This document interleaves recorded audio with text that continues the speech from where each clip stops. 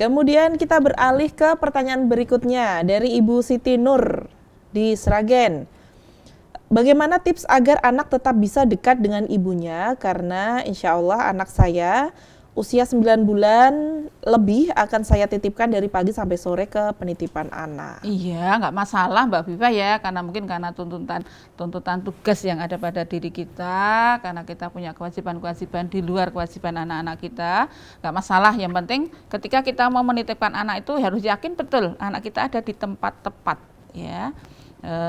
Karena anak-anak kita itu mendidik di waktu itu kan seperti mengukir di atas batu Mbak Viva ya. Anak-anak udah 9 itu dia saatnya dia makan, bagaimana pengasuh-pengasuhnya nanti ketika mau menyuapkan sesuatu ke mulutnya, mengajarkan makan, mengajarkan bismillah ketika mau makan, bismillah dulu Dek. Ketika anak kecilnya itu bersin, alhamdulillah, mungkin yang bicara kita yang alhamdulillah gitu. Nanti anak kita akan terbiasa yang kecil gitu, ketika ya, dia bersin langsung alhamdulillah. Anak kita ada di tempat yang tepat. Kemudian ketika masih 9 bulan dia masih perlu ASI eksklusif ya, karena sampai usia eksklusif itu 6 bulan ya.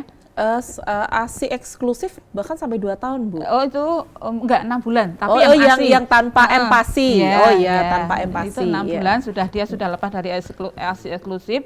Tapi kita masih punya kewajiban menyusui sampai 2 tahun. Laksanakan kewajiban dari Al-Qur'an itu semaksimalnya sampai 2 tahun betul. Itu bisa dengan cara kan sekarang ada untuk tetap dipompa Mbak ya. Kemudian dari pagi sampai sore harus kuliah atau harus kerja, harus punya tugas-tugas yang lain, dipompa, nanti dimasukkan dalam cooler ya, sehingga nanti anak-anak kita ASI yang kita pompa hari ini untuk dititipkan ke penitipan ini untuk minum anak saya besok pagi, untuk besok harinya ya. Dan saya yakin kalau penitipan anak yang profesional pasti menyediakan tempat itu untuk ASI untuk anak-anak kita. Jadi usahakan selama 2 tahun.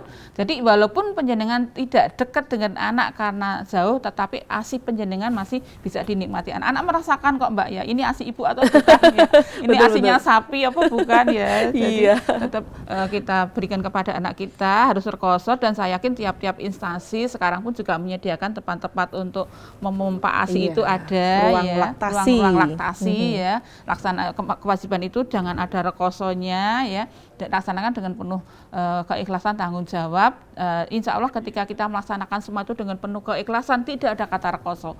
Adanya alhamdulillah saya mendapat amanah anak, tapi saya punya tugas yang lain. Insya Allah anak saya ada di tempat yang tepat dan nyaman, dan ketika pulang kan masih ada waktu Mbak Viva ya, pulang dari kerja coba itu segera ketemu dengan anak, didekap, dipeluk ya. Mungkin saat itu ASI saat di rumah jangan ASI yang di cooler yang diberikan, tetapi ASI yang ada di tubuh kita itu yang kita berikan, karena itu mendekatkan kita kepada anak kita ya. Malam itu juga seperti itu, jangan malas bangun di waktu malam karena anak nangis minta ASI, anak bangun di waktu malam karena buang air kecil, jangan males ya. Bahkan kalau mungkin lebih pendidikan orang tua kita tuh, kalau zaman dulu kan nggak ada pampers Mbak ya, itu nggak masalah.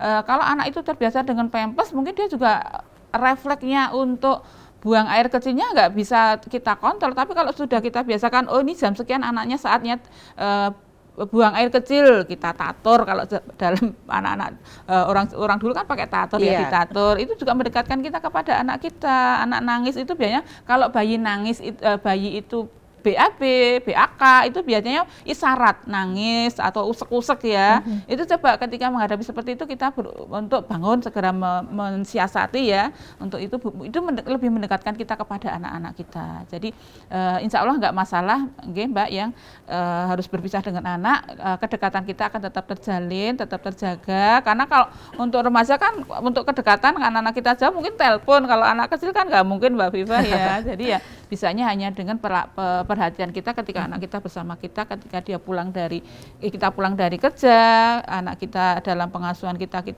lengkap ya saat itu sambil kita menyelesaikan pekerjaan rumah, karena habis pekerjaan kantor kan ada pekerjaan rumah juga yang diselesaikan ya.